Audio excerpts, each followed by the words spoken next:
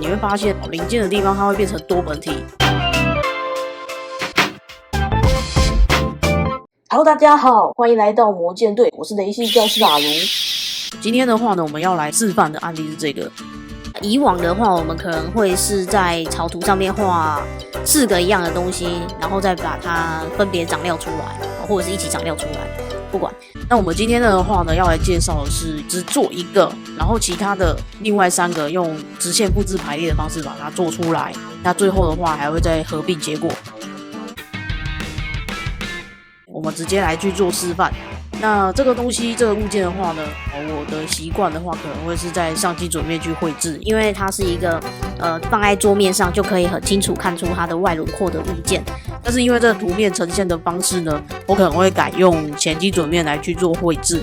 那如果说你是习惯用上基准面绘制的，也不用担心，因为它可以去调整旋转你的物件，把它转成前基准面的显示方式是没有问题的。那我们今天示范的关系，我们直接用前基准面来绘制。好，那么前基准面呢，画新的草图，然后呢转正视图，我们画2个圆，一个圆是直径10，一个圆是直径8，然后一个是8。好，那8的这一个是除料圆，所以我会把它转成建构线。离开之后呢，再画一次，因为这是我的原始草图，我不会去动它。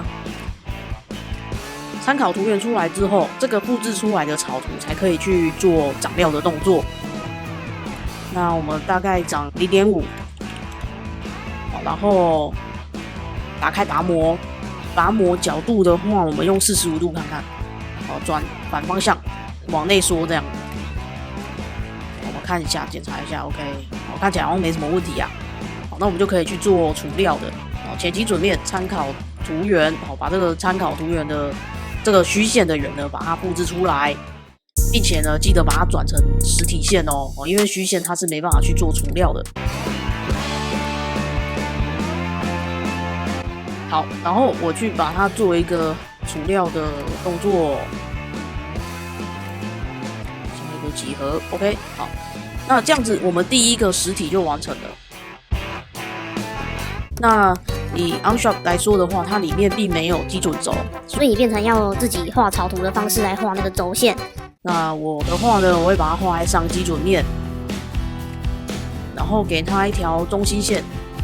这个中心线的长度呢，跟它的图面一致，它这边说的是20嘛。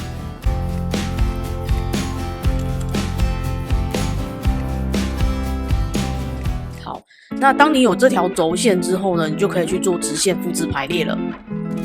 我们做的呢是零件复制排列，里面还有特征啊跟面。面是针对曲面，特征的话是针对你做出来的长料啊什么的。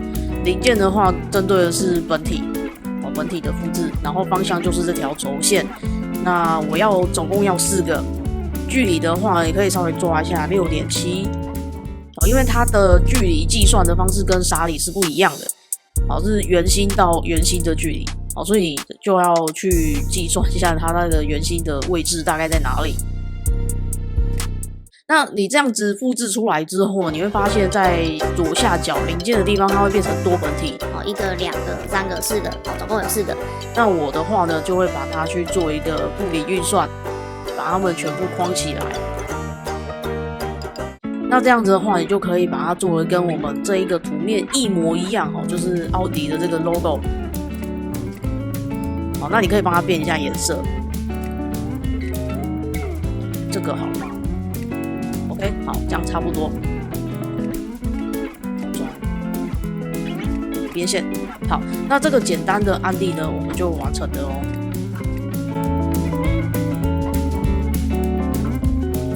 感谢各位的收看，欢迎按赞、订阅或分享阿如的频道哦。我们下个影片再见喽。